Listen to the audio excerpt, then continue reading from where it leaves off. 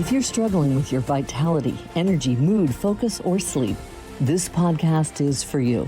Your host, Dr. Tsung, ER doctor and aerospace flight surgeon, will help you reach for the stars and remove the barriers or blockades that have been holding you back from living your best life. If you've been challenged by your health, relationships, or productivity, then it's time for a breakthrough. So here's your host, Dr. Tsung.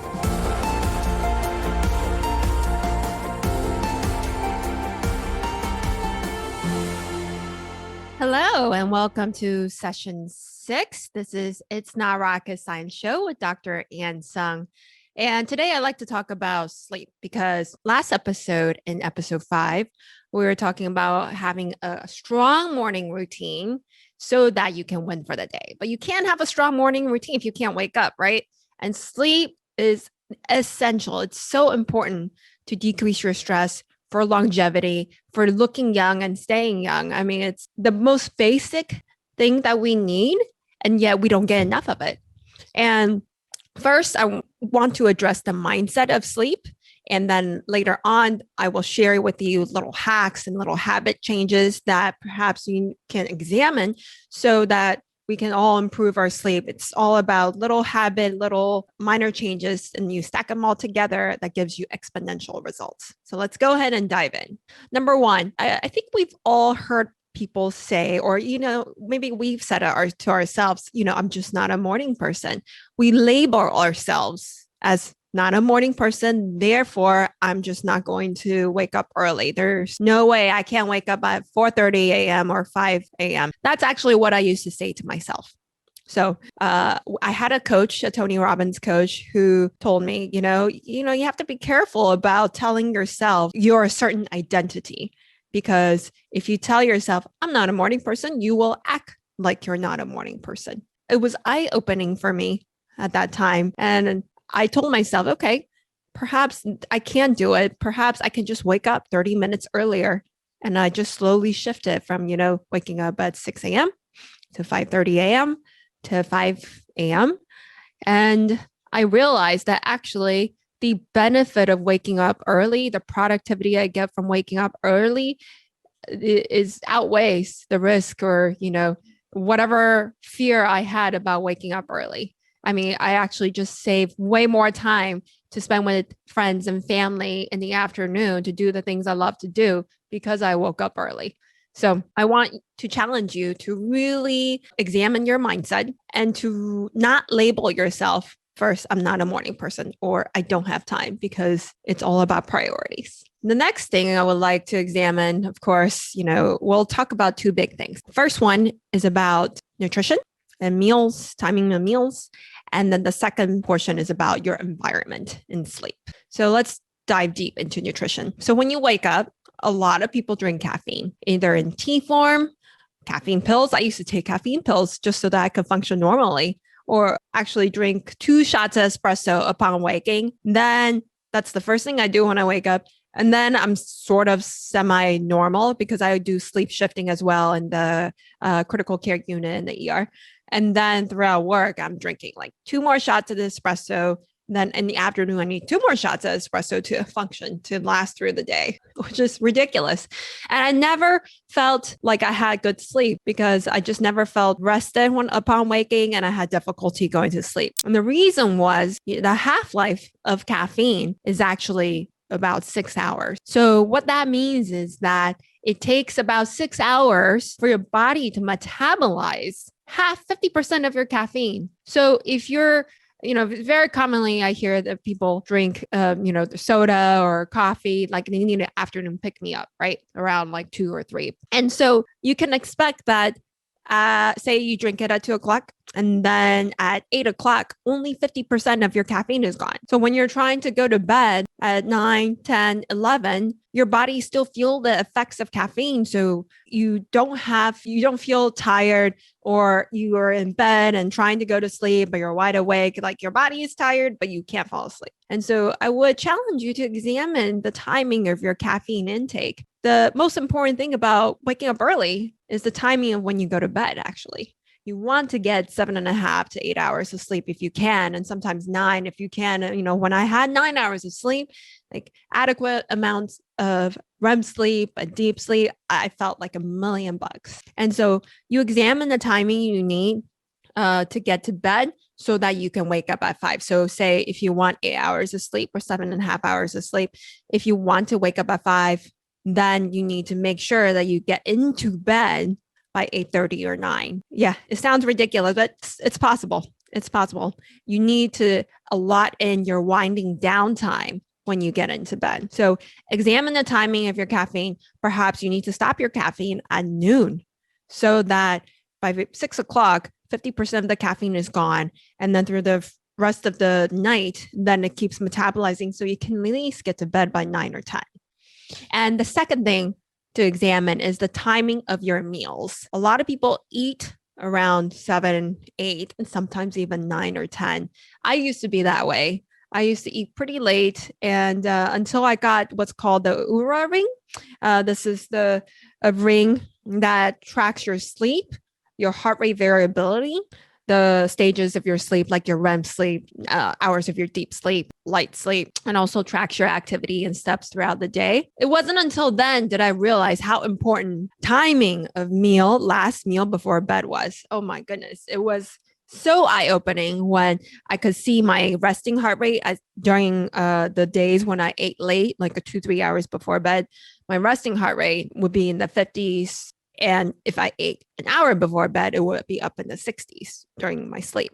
If I ate about 3 to 4 hours before bed so that I could fully digest before going to bed, my ideal heart rate would be in the 40s. So everybody's resting heart rate during sleep is going to be different. The important thing to track, though, is your resting heart rate, depending on the timing of sleep. When your heart rate is slower, your heart rate variability goes up.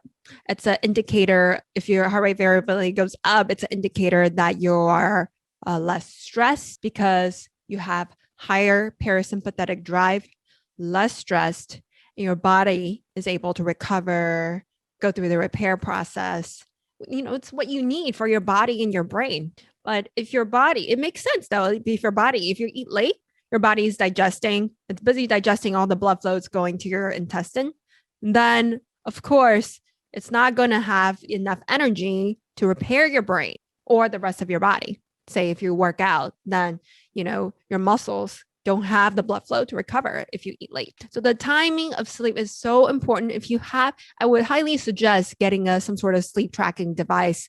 I really like the Oura Ring. I don't have any financial relationships with them, but I like them because you only have to charge it once a week. You wear it on your hand. You never have to take it off unless you're charging. And it really gave me the information that I needed in order to make changes in the habits in my life.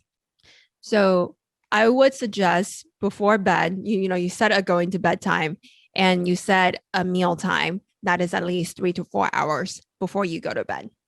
And one hack that I did was that a lot of times, we're really busy and we forget to start winding down. We're on our laptop or on our phone. So we kind of forget to, stop looking at our screen and winding down. And I actually set a going to bed alarm on my phone, which is set at 8 o'clock. At 8 o'clock every day, the alarm goes off and I'm like, oh, okay, I think it's time for me to stop doing what I'm doing if I'm on the screen or, if we watch a movie, if we're watching like some sort of YouTube video, all that stops. And it's time to actually shower, get ready for bed, wind down, no more screens. So that hack, that setting the going to bed alarm had been very instrumental for me. So moving on, I'd like to talk about the environment, which is very, very, very important in getting you restful sleep. Just because you're in bed for 8-9 hours doesn't mean you're getting restful sleep. I think we've all woken up sleeping for a long time, but yet our eyes felt tired. And our body, we just don't feel energized.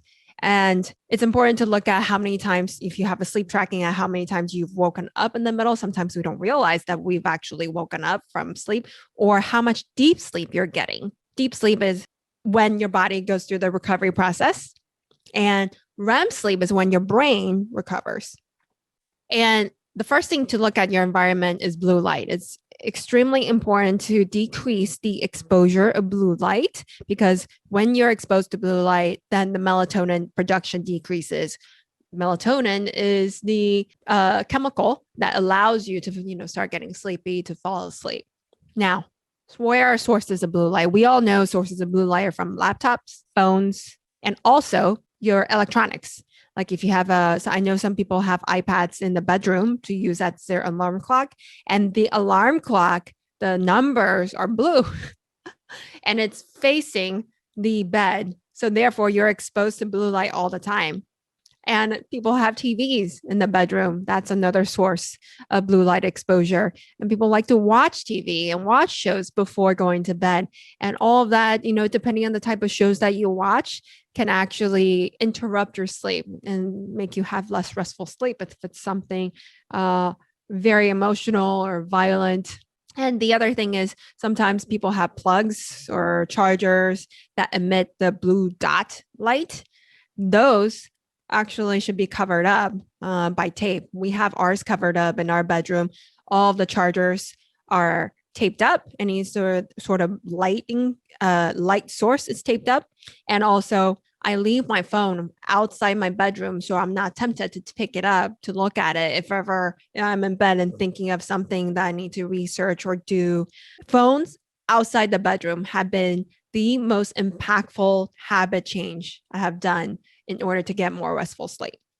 Also, creating an environment in the bedroom so that you can change the light bulb. They have light bulbs that connect to Bluetooth, and you can change the colors. We have it to set to like a good night mode with our smart home setup, so that at night, if we say good night or we're going to bed, that the lamps by our bedside are red or purple. And in the morning, then they turn into a regular color. And same thing with our other lights in the dining room as well. We have it set to change to red at a certain time of the night. And it's super important, because if you are exposed to blue light a few hours before bed, it's going to take you a few more hours before you're sleepy. Though if you don't have the blue light set up, or the light setup that changes to red, then you can get blue blocking glasses. So on Amazon, I use something called UVEX. It's super cheap, $12.25 right now at the time of this recording. I wear that when I need to still go around and see, when I'm still kind of moving around the house and still operating, or if I need to be on the laptop or phone for any reason.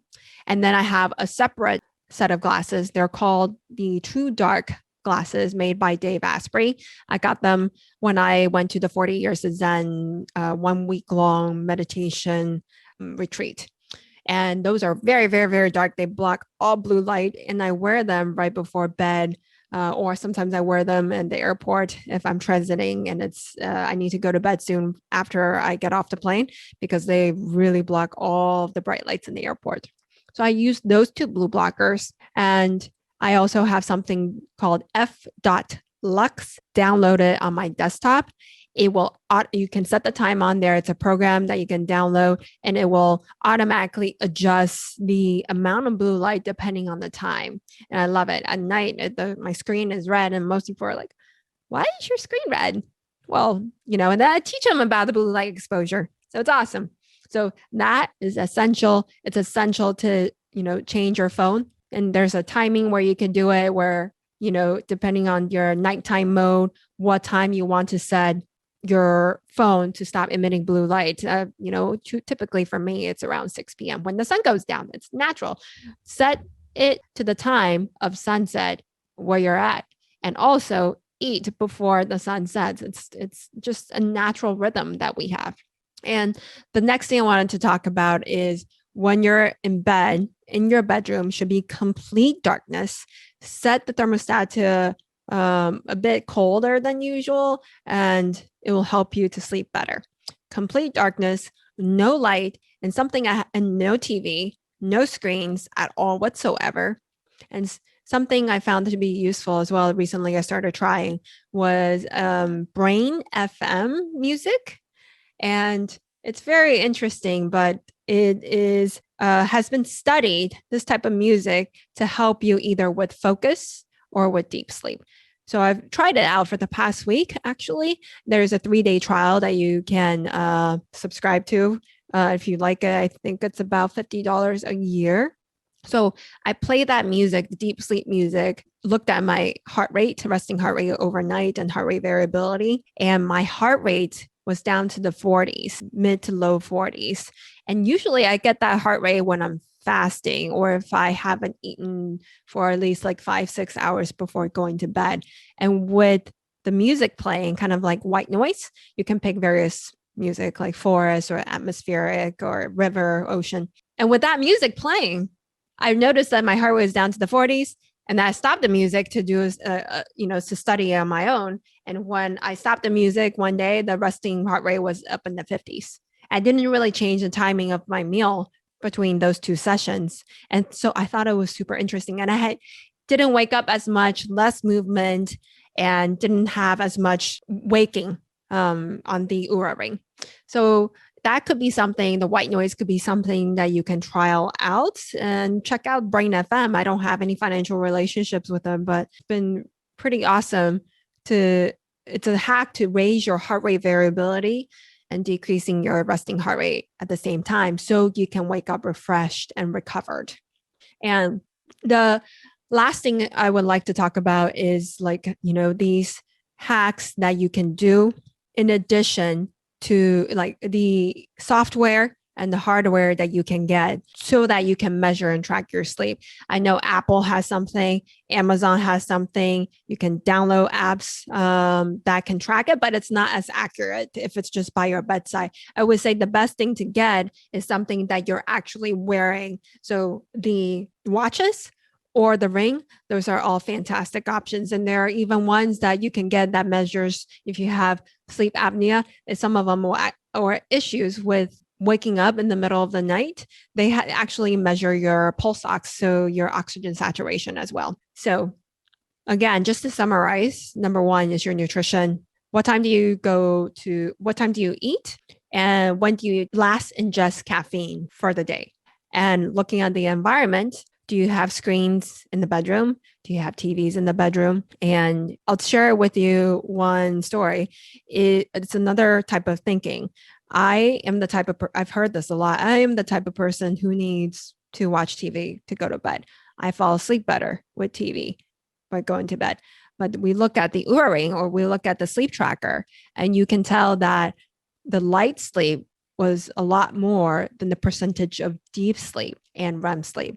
I'll share with you that typically on a normal night, I get about 2 to 3 hours of deep sleep and about 1 to 1.5 hour of REM sleep. Though I've looked at a lot of other sleep patterns from other people, and I'm surprised that a lot of people get only 1 hour deep sleep. And of course, it's understandable that you wake up not refreshed at all and feeling like you haven't slept. The timing of when you go to sleep also matters because deep sleep happens the first stage of sleep, the first 3-4 hours of sleep. And then the latter stage is when you get your REM sleeps, when you refresh, recover your brain. And if you go to sleep later, I know some of my friends, they go to sleep at 1 o'clock and then they wake up by 9 or 10. So they get 1 hour, 2 hours of deep sleep, but they get a lot of REM sleep. So you want to have a good balance, essentially, is what I'm saying. Again, to summarize, look at the caffeine intake, look at the timing of your meal. I'll challenge you to go look in your environment right now and pick one thing that you can change, whether that is getting blue blocker glasses. The simplest thing is download Flux on your desktop, change the setting of your bedtime on your phone, add a go to bed alarm so that you're not kind of going past the time when you need to go to sleep, and cover up the blue lights in your room or take out all these lights from your room that doesn't need to be there. Maybe change the light bulb to something that can change the red at a certain time of the day. And check out Brainfm and check out the free trial. Play as a white noise throughout your sleep and see if you feel better, more well rested when you wake up. I love to hear your thoughts. I'm going to have the links of the apps that I've mentioned and also the equipment that I've mentioned on the website at itsnotrocketscienceshow.com. Please check out the show notes there as well. And I am very grateful for your time with me today. Remember, everything we need is already within us now. Thank you. That's it for today's episode. Head on over to iTunes and subscribe to the show. One lucky listener every single week that posts a review in iTunes will win a chance in the grand prize drawing to win a private VIP day for a health and life makeover with Dr. Tsung herself. Then be sure to head on over to itsnotrocketscienceshow.com and pick up your free gift from Dr. Tsung. Then join us on the next episode.